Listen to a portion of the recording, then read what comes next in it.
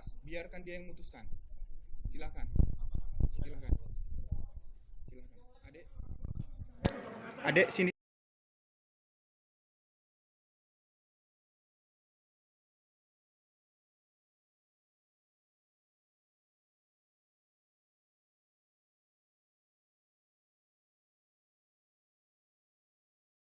CTS. Gopang. Masya, mantap.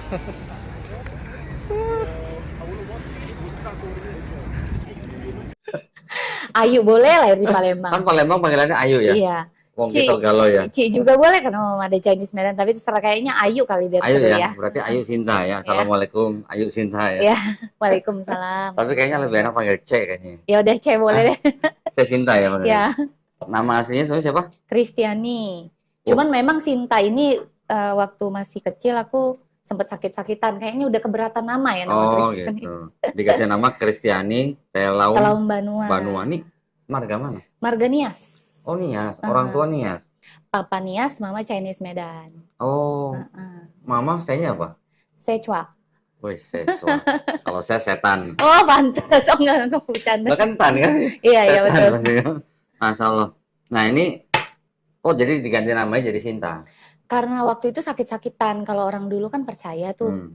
Dan kebetulan ada Kopo Ipo lah ya yang mereka jago dengan yang maksudnya yang seperti itu. Tahu lah, ada ilmu kebatinan gitu. Wah, nama anak lu nih berat katanya. Ganti deh katanya. Udah. Kan Kristiani, kok berat? Ya, kayaknya keberatan memang sejak lahir. Ya. Oke, nah Sinta ini bersahadat kemarin ketemu kita di restoran Long Feng Tang ya, Bintaro ya. Waktu itu Sinta habis bersahadat sama Wewe, kan betulnya Ciwewe. Nah, saya memang waktu itu dikirimin KTP-nya sama Kohani Kristianto. Katanya ada mau bersahadat di Long Feng Tang. Alhamdulillah pas saya lagi mampir, ketemu ya kita di sana ya. Iya, nggak nyangka juga pas lagi ngefansnya lagi. Oh, jadi ceritanya habis servis motor, saya pulang mampir. Memang lapar mau makan, nggak tahu ketemu Sinta di situ. Nah, alhamdulillah sekarang jadi kita ketemu mau ngobrol-ngobrol gitu ya. Nah, seperti biasa nanti gini, biasanya saya mau nanya nih, Sinta dulu gimana ceritanya gitu, kok bisa dari kecil berarti Kristen kan? Dari lahir. Orang tua Kristen. Kristen banget papa ya, mama tuh sebenarnya dari Buddha dulu. Oh gitu. Ya. Nah terus pindah ke Jakartanya kapan? Pas waktu saya waktu itu masih menikah dengan ya ini ya dengan mantan saya lah ya. Oh mantan, berarti udah pisah. Sudah pisah tapi memang masih belum keluar surat segala macam ya, lagi proses gitu. Saya pindah benar-benar di sini tuh nggak punya siapa-siapa. Oh gitu. Maksudnya nggak, saya tinggal sama cicinya waktu itu dulu segala macam ya. Pindah Jakarta tahun berapa? Pindah Jakarta itu tahun 2007, 2007-an ya 2007. Dan termasuk apa namanya mantan saya itu ya, dia itu menerima Kristen ya waktu itu. Sebelumnya Buddha sebenarnya Buddha. Oh berarti waktu nikah suaminya masuk Kristen? Masuk Kristen. Aku diinjili gitu? Iya memang saya itu kan dari dulu kalau soal agama, terutama soal Alkitab itu seneng lah kayak mempelajari, ngebaca, ada selalu saat teduh tuh selalu ada saat teduh tiap pagi gitu. Ya, kan ada istilahnya tuh 4M, menyelidiki ya kan, gitu kan, membaca ya kan, menyelidiki, meneliti, melakukan gitu kan, yang kayak gitu kalau dulu ya waktu pada saat itu. Sebenarnya memang dari dulu waktu masih kecil ya ada pertanyaan-pertanyaan karena di dalam Alkitab itu ada hal-hal yang menurut aku tuh kayak ada kontradiktif, cuman karena iman itu sudah lahir dari lahir gitu ya, maksudnya sudah ada dari lahir. Sorry, sudah ada dari lahir. Ya. Jadi kayak berusaha, enggak lah, aku aja yang emang belum paham, aku belum menyelidiki lebih jauh gitu. Sama, saya juga dulu pernah gitu. Oh ya, kalau Koko juga sama. Apapun yang janggal yang waktu kita lihat, ya sudah imani saja. Gitu. Iya, imani, saya setuju kayak gitu. Papanya pendeta atau gimana? Bukan. Papa itu sebenarnya dia bukan pendeta juga, dulu juga sebenarnya bukan Kristen yang benar-benar menjalani kekristenan ya maksudnya. pada saat itu ya Kristen aja. Mama pun masih menikah secara Kristen tapi masih Buddha gitu, masih sembahyang, pegang hio gitu-gitulah. Even kita waktu masih sampai SD, SMP itu masih pegang hio dulu malah. Masih gitulah ya, maksudnya sama kan. Sih. Kan siope gitu kan biasalah kok. Di rumah dulu ada patung Kongko nggak? Kalau di rumah enggak. Karena kan memang papa sekalipun dia ibarat kata Kristennya KTP, tapi orang Nias itu memang benar-benar kental Kristennya gitu. Nah, enggak, yang mami. Oh, mama. Mama enggak di rumah Akong sama Ama yang ada. Akong sama Ama. Itu bahasanya masih ini ya, ada Akong kan aja. Maksudnya masih benar-benar ada abu Iya. Abu di situ disembayangi. Kalau di rumah saya dulu ada itu patung Kongko. Oh, lebih susah dong miara aja. Miara. Kok tahu sih miara? Ya kan emang gitu. Tiap hari kan harus kalau nggak dikasih makan gitu kan? Iya, kalau enggak ya susah gitu. Nah, terus gimana ceritanya udah di Jakarta? Udah di Jakarta menikah, punya anak. Nah, sebenarnya setelah saya review di sini nih, kadang wanita itu memaksakan diri mengganti posisi untuk menjadi tulang punggung, ya kan? Terus? Itu sering banget tuh. Dan akhirnya ketika wanita menjadi tulang punggung, mulai nih karakter cowoknya muncul, merasa dominan gitu kan. Dan dari waktu awal padahal niatnya pernikahan, nanti kita kalau misalnya sudah nikah ya udah deh, aku aja kayaknya kan dari sisi karir, dari sisi pendapatan aku lebih gede, ya udah deh, aku kayaknya yang kerja, kamu stay build usaha dengan tujuan harapannya kita bisa bareng-bareng nih, selalu bareng. Tapi beriring berjalannya waktu aku nggak lihat apapun gitu loh. Dan yang tambah sering itu malah ribut gitu, ribut. Tapi banyak aku tetap ke gereja gitu kan, maksudnya bahkan even sempat jadi song leader, singer, sampai dipercaya jadi pembina, bendahara juga di gereja gitu kan. Nah, gerejanya apa nih dulu nih? Sebenarnya kalau waktu aku pada saat bertobat ya keluarga kita, waktu itu benar-benar bukan bertobat, maksudnya menjalani kekristenan itu, benar-benar menjalani kekristenan pada saat kita ketemu yang namanya gereja GPDI. Which is bukan berarti ngomongin Kristen lain nggak gimana ya, maksudnya kalau yang namanya style karismatik itu lebih strict gitu, lebih keras, lebih dalam soal ibadah tuh nomor 1 gitu kan. Nah, waktu itu saya di GPDI Hosana Palembang. Oh, Hosana itu awal. Nah, awal-awal di situ udah di situ jadi singer, song leader, segala macam. Itu sebelum ke Jakarta? Sebelum ke Jakarta. Jadi memang sudah ada bibitnya nih, keluarga semua. Kenapa papa akhirnya sekarang tuh bener-bener Kristennya dia jalanin banget, keluarga semua. Ya berawal ketika ketemu gereja yang tepat. Kalau istilahnya dulu tuh bertumbuh gitu, ya kan istilahnya dulu. Terus setelah ke Jakarta, gerejanya setelah apa? ke Jakarta sama GPDI juga. Awalnya bukan GPDI, awalnya nyari. Banyak gereja-gereja besar itu kayak ngabain orang kan. Ternyata ketemu gereja rumahan bener-bener ngerangkul kayak keluarga gitu. Sistem keluarganya bagus. Ya, keluarganya bagus gitu. GPDI apa dulu? GPDI yang di Jakarta ya. Di Tangerang tepatnya itu di GPDI Aletheia. Jadi song leader, singer, bendahara, bahkan sempat jadi pembina juga. Pembina, tapi pembina ini ya pemuda pelajar gitu. Pelajar pemuda seperti itu. Song leader ya. Berarti ini dong. Kayak ngelit pada saat. Nyanyi. Berarti bener nyanyi dong. Bingung aja kenapa sih? Sama tuh. Nah, terus gimana perjalanannya kok? Berapa tahun di gereja itu? Di gereja itu sejak tahun berapa ya? Stella itu umur 3 tahun. Aku nikah 10, umur 3, berarti 2013 ya. 2013 lah. Waktu itu di situ sampai di 2022. Sampai tahun kemarin? Lama juga ya berarti ya? Iya, sampai tahun kemarin.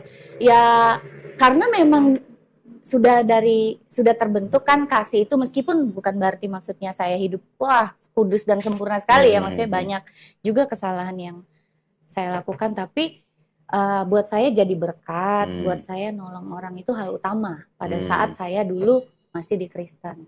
Ternyata ketika saya mempelajari Muslim pun, ya kita kalau nggak hidup buat orang lain juga percuma gitu, ujung-ujungnya gitu kan, nggak akan diterima juga sama Allah. Terus gimana ceritanya dari song leader kok bisa tertarik dengan Islam gitu? Nah awalnya karena kemelut rumah tangga sih sebenarnya, kan ribut segala macam, kemelut.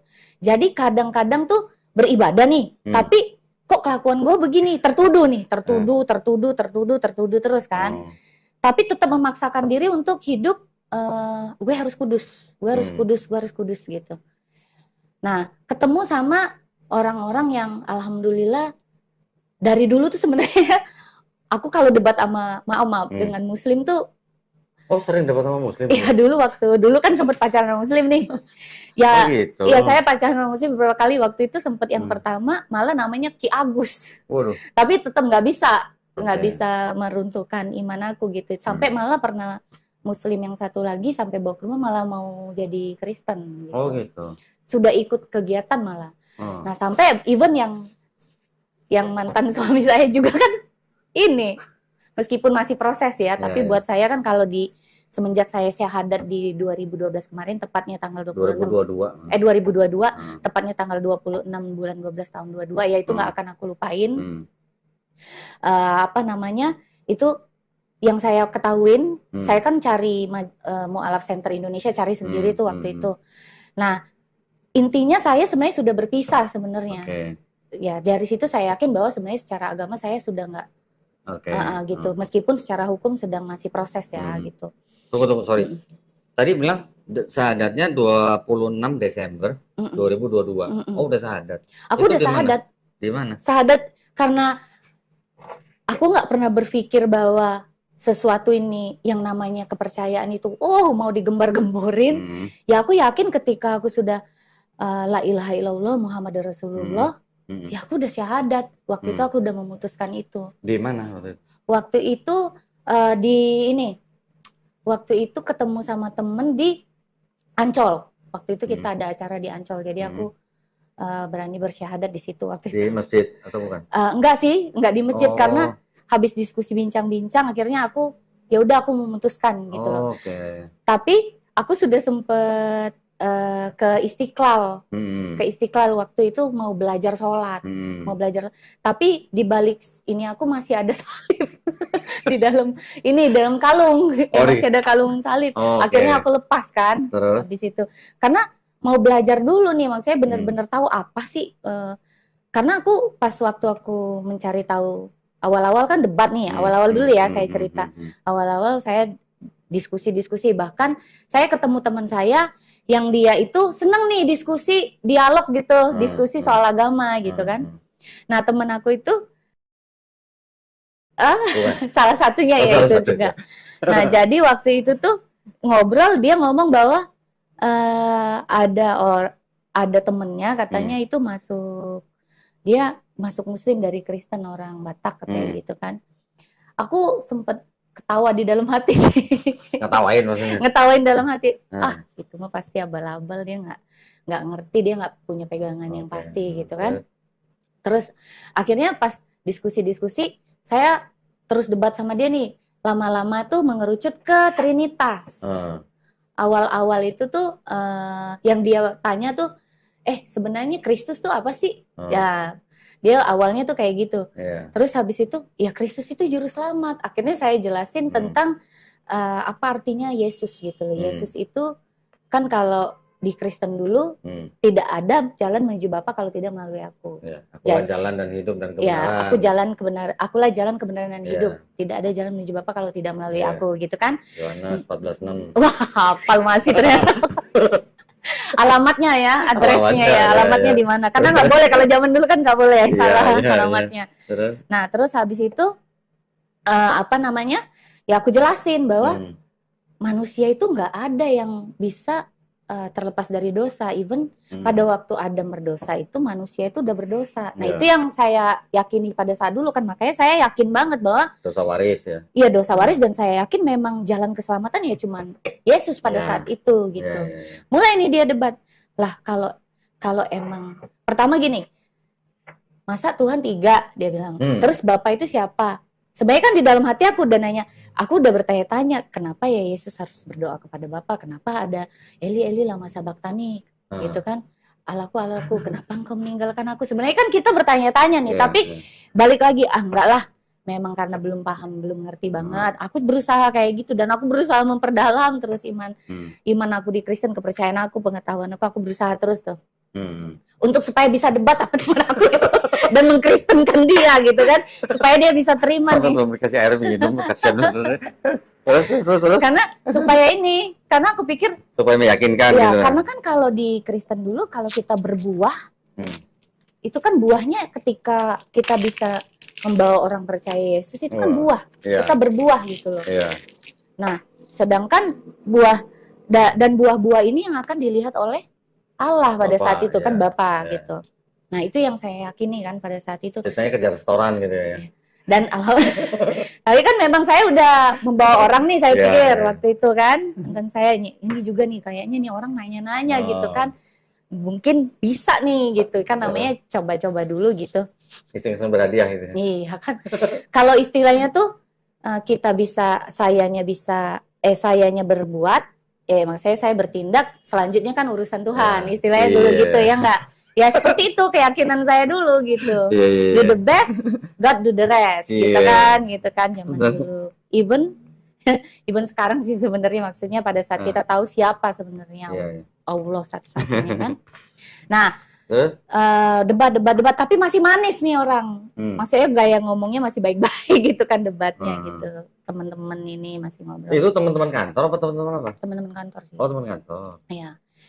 Tapi memang yang paling bawel ya dia gitu kan. Gitu. Nah, jadi pada saat itu ini orang ini. Iya, jadi paling inilah paling ya gitu. Paling nyebelin gitu. Ya, kalau udah ngomong tuh nyelkit gitu. Nah, terus ketika saya mulai berdebat sama dia selalu bilang, akhirnya kan saya jadi ragu. Penasaran, bukan ragu. Saya awalnya tuh penasaran, pengen cari tahu terus, jadinya makin cari tahu. Nah, terakhir dia udah ngomong, "Lu terima emang Tuhan lu?" gitu. Terus habis itu ya udah, aku pikir diem aja, tapi aku nggak terima kan. Akhirnya aku saat teduh lagi aku berusaha mencari ini kan, mencari ilham lagi. Wah, ketika aku dapet ilham aku ngomong lagi nih gitu kan, aku ngomong lagi, maksudnya aku cecer dia lagi bahwa enggak, pokoknya kenapa yang namanya kenapa ada Allah Bapa, Allah Anak, Allah Roh Kudus, karena Tuhan itu adil dan juga Tuhan itu penuh kasih gitu. Dia bilang gitu kan. Saya bilang. Terus Tuhan itu harus menjadi manusia untuk menunjukkan kasihnya, dan dia harus menjadi manusia untuk menunjukkan keadilannya. Tuhan kan sudah buat ini ketentuan bahwa kalau berdosa harus mati. Upah dosa adalah maut. Ya. Lah, yang bisa melakukan hal itu nggak mungkin ada satu manusia pun. Itu yang didoktrin di saya, yang saya percaya pada saat itu. Ya iya juga sih, waktu itu kan saya yakinnya itu, bener nggak? Iya. Koko juga waktu itu kan dulu gitu. Iya. Enggak kok. Jadi bahwa Yesus mati buat manusia karena kasih, dan Bapa itu adil. Bapa itu memang megang kata-katanya. Ibarat saya sampai ngomong, masa Tuhan ngejilat di ludahnya lagi, dia sudah buat hukuman, terus diganti hukumannya. Sampai aku ngomong gitu loh. Karena dia kan sudah mulai ngomong gitu, aku juga ngomong gitu dong. Pada saat itu ya, debatnya. Terus akhirnya pas waktu setelah berlanjut seperti itu, berlanjut ngobrol-ngobrol, dia ngomong, lah kan dia Tuhan. Terus? Dia maha pengampun, dia maha pengasih, yang ampunin tinggal ngampunin aja. Mulai tuh, di situ mulai terusik saya. Kenapa harus repot-repot jadi manusia gitu ya? Iya, maksudnya itu karena sekarang gini, kalau Yesus mati buat seluruh manusia, lain perjanjian lama gimana? Umatnya Nabi Musa siapa gitu yang? Iya kan dia. Terus intinya kalau yang dulu kan berarti intinya sudah diampuni, ya udah diampuni. Makanya Musa, Abraham, Ishak, Yakub yang kita percaya. Nabi Elia, ya kan, yang Nabi Elia bahkan diangkat, dia belum ketemu Yesus, ya kan, sudah diampuni. Sudah diampuni. Lah kenapa harus ada Yesus? Berarti gitu? Kalau gitu kan, kalau memang keturunan Adam dan Hawa ini bawa dosa waris, berarti kan orang-orang sebelum Yesus pun udah bawa dosa waris kan? Iya, harusnya dihukum juga kan? Iya, itu siapa yang ngampunin gitu kan? Ya, itu yang pertama mulai semakin aku mulai penasaran juga kan. Awal-awal aku yang seperti saya bilang, udahlah enggak gitu. Nah, pas mulai terakhir ke arah yang ke sini-sini lagi, ya dia tinggal ngampunin doang. Maha pengampun, ya suka-suka dia lah, dia kan Tuhan ibaratnya. Tuhan bisa melakukan apa aja gitu. Jadi semakin ke situ kan saya mikir juga gitu loh. Intinya kalau memang seandainya Allah mau mengampuni, ya mengampuni aja. Kan Maha Pengampun harusnya. Maha Pengampun gitu. Maha adil, ya dia tetap adil. Karena ternyata di Muslim, lu punya dosa, lu akan tetap akan dihisap kan nantinya gitu. Yang itu yang orang Kristen nggak tahu. Karena mereka nggak mau mempelajari. Kalau istilahnya pada saat saya ngomong itu, pada saat kita mau mempelajari sesuatu, kosongin dulu gelasnya. Ada tuh istilah teman saya yang ngomong kayak gitu kan. Gitu ya. Jadi kalau pengen tahu, kosongin dulu gelasnya. Itu ngumpet mulu mukanya. Kosongin dulu gelasnya gitu kan. Karena kalau ada isi susah pasti. Ya kan kecampur-campur. Jadi akhirnya di situ saya mulai mencari tahu, saya mulai gelisah. Nah, disinilah titik mulai journey-nya. Waktu itu kan ngebahas agama samawi. Di situ mulai saya merasakan dari yang logik tadi menuju kolbu. Jadi pada saat itu entah kenapa memang momennya saya nih harus ke gerejanya adik ipar saya. Nah, waktu itu karena mamanya adik ipar saya itu kan meninggal. Jadi saya nggak sempat gereja di tempat saya kebaktian lah di gereja dia supaya sama-sama bareng-bareng ke sana. Saya itu lagi penasaran agama samawi itu apa.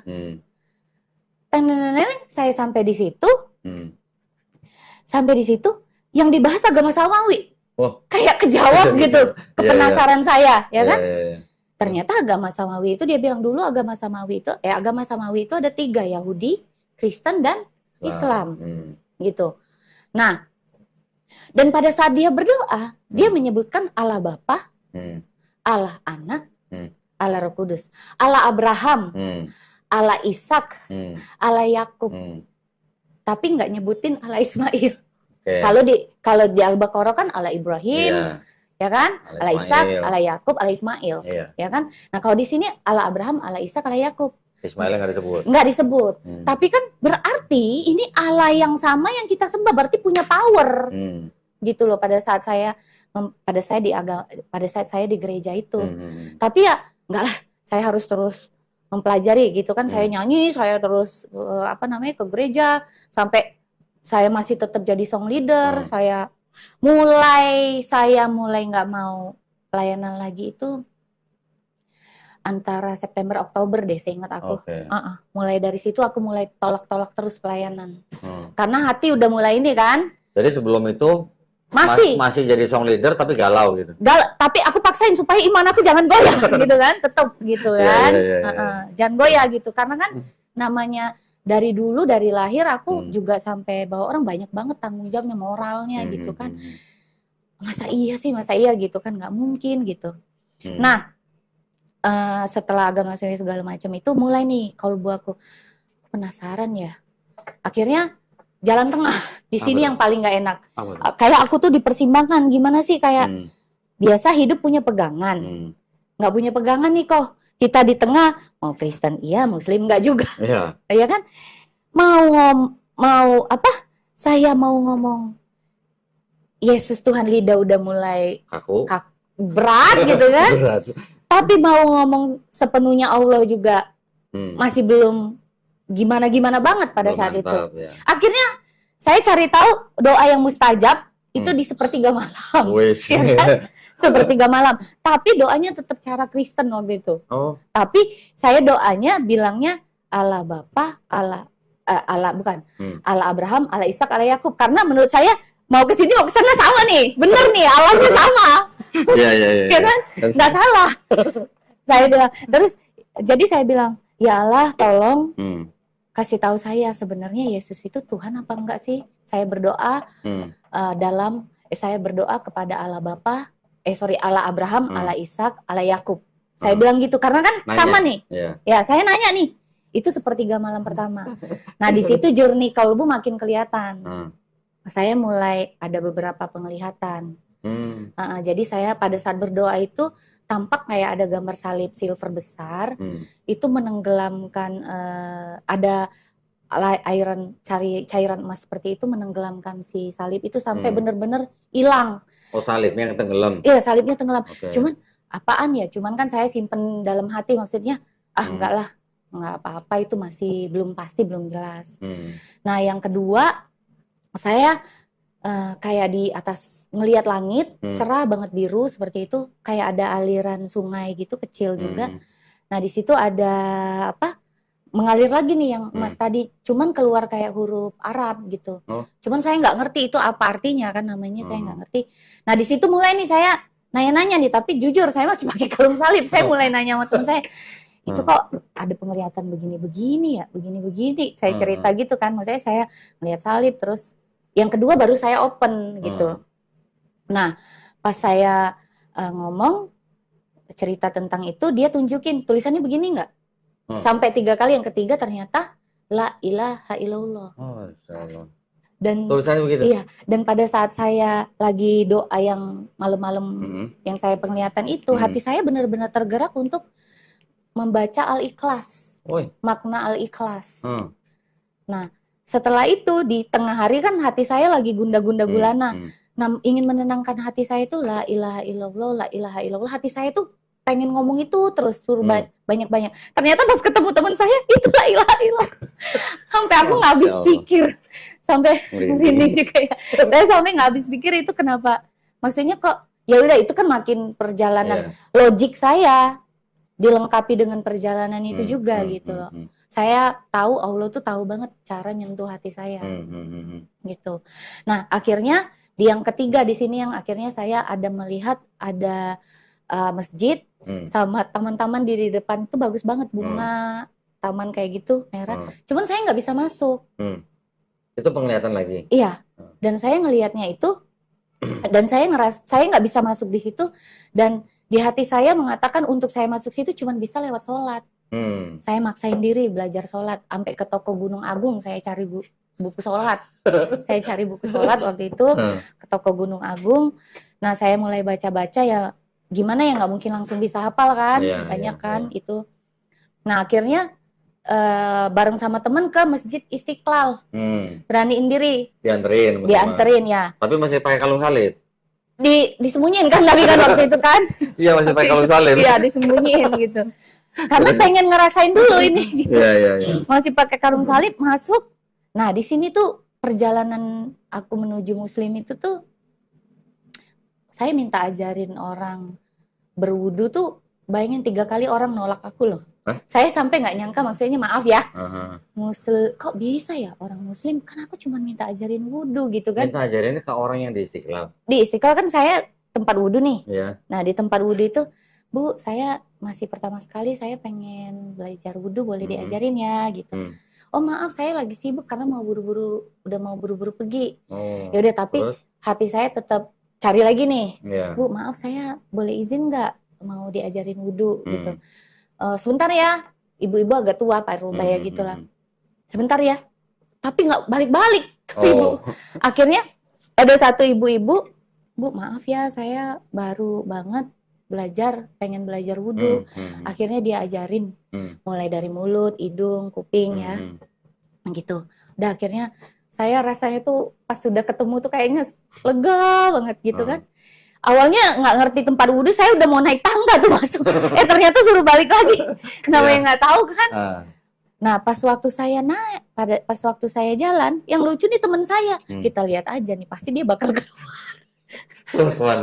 Maksudnya nggak mungkin dia berani kan, maksudnya ke dalam situ, maksudnya nerusin, ngambil wudhu segala macem, gitu kan. Yang ternyata yang di luar ngomong nih, ini bakal keluar nih, gua tunggu aja dia bakal keluar nih. Jadi nggak taunya enggak gitu kan. Pas aku sudah selesai wudhu, saya balik lagi ke tangga, tujuannya mau ngejar biar jamaah. Kalau jamaah kan ngikutin, jadi bisa belajar gerakan. Memang tapi Allah tuh untuk dengan aku tuh beda kali ya. Bayangin, aku kan belum punya mukena. Aku nggak ketemu mukena sama sekali. Lah terus pas masuk itu belum pakai hijab? Nggak pakai hijab, tapi kan bajunya ketutup, Oke. bajunya ketutup kan sopan gitu kan, maksudnya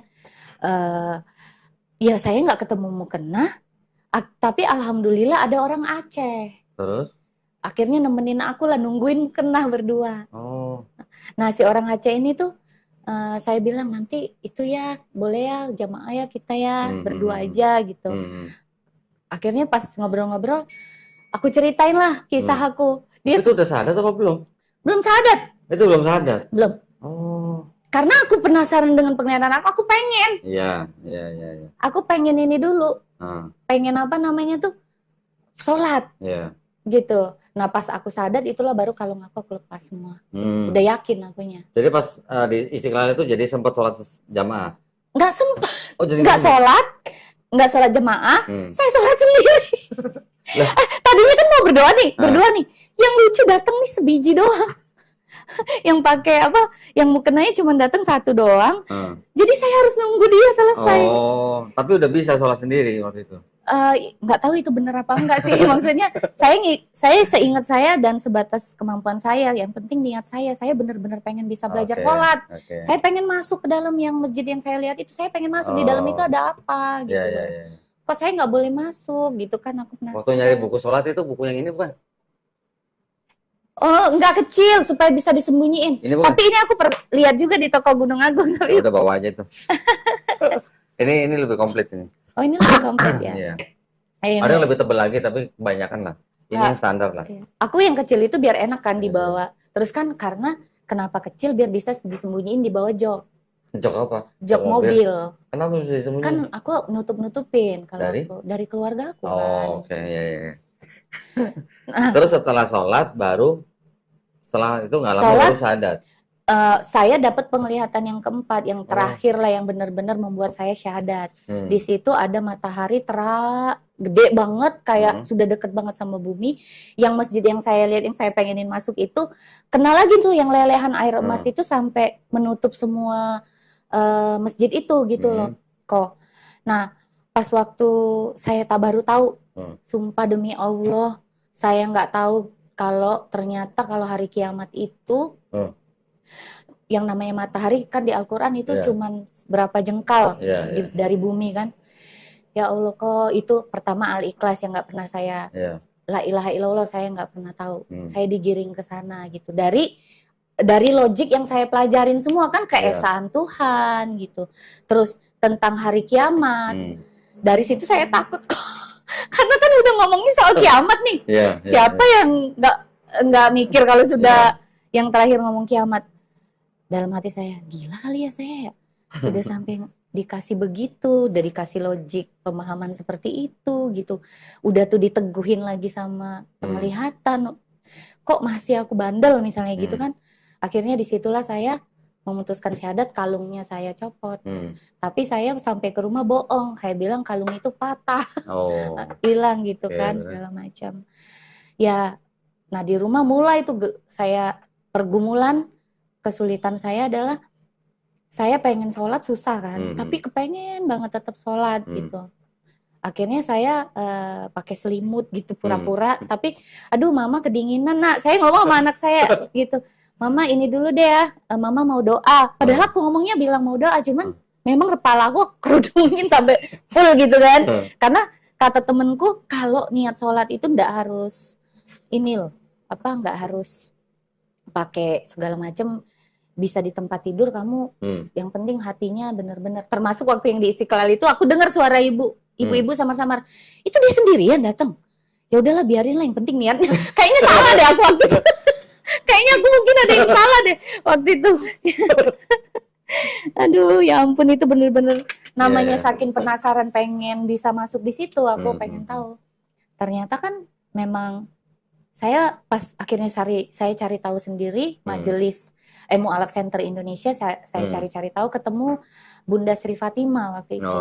Ya, saya sempat diajarin ngaji, bahkan dia bilang, ya kamu nggak boleh tinggal bareng sama pasangan kamu lagi karena kamu udah ini kan gitu. Jadi akhirnya saya memang karena dari dulu juga rumah tangga udah nggak ini, ya saya juga makin ini kan, saya memisahkan diri, saya berusaha bermuhasabah untuk saya benar-benar meyakini apa yang saat ini saya percaya gitu. Akhirnya setelah saya yakini, saya jalani, oh tidak sampai di situ saja, Ferguson ternyata. Oh, Ferguson. Orang tua atau apa? Orang tua udah pas waktu keluar itu kan udah kebaca juga, ngecium kalau saya ternyata saya udah muslim. Waktu itu entah kenapa pas waktu ribut-ribut sama keluarga, aku tuh hati aku cuma pengen ngomong la ilaha illallah, la ilaha illallah, la ilaha illallah gitu. Baru aku rasanya tenang. Nah mungkin aku nggak ngerti ya suara aku apakah kedengaran atau gimana, karena aku pengen ngomong itu pada saat itu gitu. Akhirnya adik aku datang ke kamar nanya saya, yuk emang ini, karena pakai bahasa Palembang ya kan namanya, emang mama, coba bahasa Palembangnya gimana coba? Nggak apa-apa ya. Emang lah masuk Islam, artinya udah masuk Islam gitu kan. Tapi aku ngomong lah akhirnya apa adanya. Mama udah tahu, mama udah curiga. Ya udah ada rasa ketakutan kan, akhirnya karena ribut juga sama mantan, ribut sama mama semua, akhirnya aku keluar dari rumah. Tujuannya tuh aku nenangin diri sebenarnya niatnya, dan hari ke-7 aku akan balik lagi, aku bilang. Hari ke-7 aku akan balik lagi gitu, setelah hati aku tenang dan memutuskan apa yang aku inginkan gitu kan. Nah akhirnya pas aku balik lagi mereka nggak ada semua, lagi pergi semua. Ya udah, aku yang penting sudah sesuai komitmen, saya sudah pulang ke rumah, saya bawa semua baju, saya pergi tanpa bawa harta apapun. Harta apapun saya tinggalin. Gitu. Saya nggak bawa apapun, benar-benar saya cuman bawa baju saya. Anak maunya tinggal di situ, mau tinggal di rumah lama. Dan sempet ke ini sih, ke doktrin nama mereka lah gitu.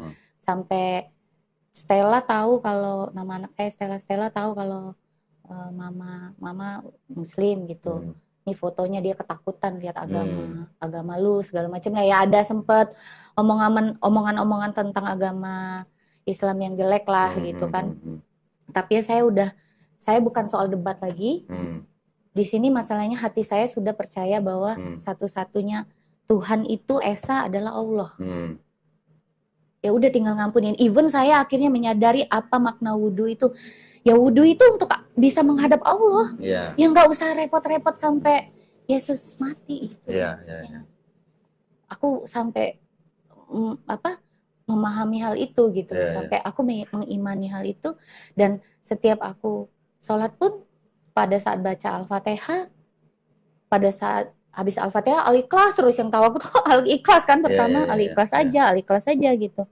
Tapi ya itu semakin memperkuat dan memperteguh aku, karena setiap sholat itu kan ada maknanya tuh. Pada saat kita sholat yang pertama sekali, pada saat kita habis wudhu, habis itu kita doa iftitah ya kan, habis itu kita Al-Fatihah, habis Al-Fatihah Al-Ikhlas. Dan yang bikin aku benar-benar terpukau banget tuh ini sih, aku pikir Rabbik Firli itu hal yang biasa ya, ternyata Rabbik Firli Rabbik Firli warhamni warjburni ya. Maaf kalau kata-katanya masih belum lancar. Itu benar-benar tuh buat aku ternyata Allah itu mau ngangkat derajat kita, mengampuni kita. Maksudnya kan kemarin dulu aku sempat berbahasa roh, nikmatnya sama gitu. Pas waktu sholat itu, kan dulu kan berbahasa roh kalau waktu ternyata sebenarnya apa yang kita rasain itu ketika kita mengalami keintiman dengan Tuhan, bukan kebawa ke perasaan. Pada saat kita tahu makna yang dikasih sama Allah di dalam hidup kita itu loh, bahwa Dia itu Tuhan yang mengasihi, ya kan, yang mengampuni, yang akan menunjukkan kita jalan yang lurus. Itu yang buat aku tuh benar-benar tertegun, bahkan sampai ibaratnya pas habis itu kan, habis kita Al-Fatihah, Al-Ikhlas gitu kan, habis itu kita ruku kan. Pas ruku itu kan kita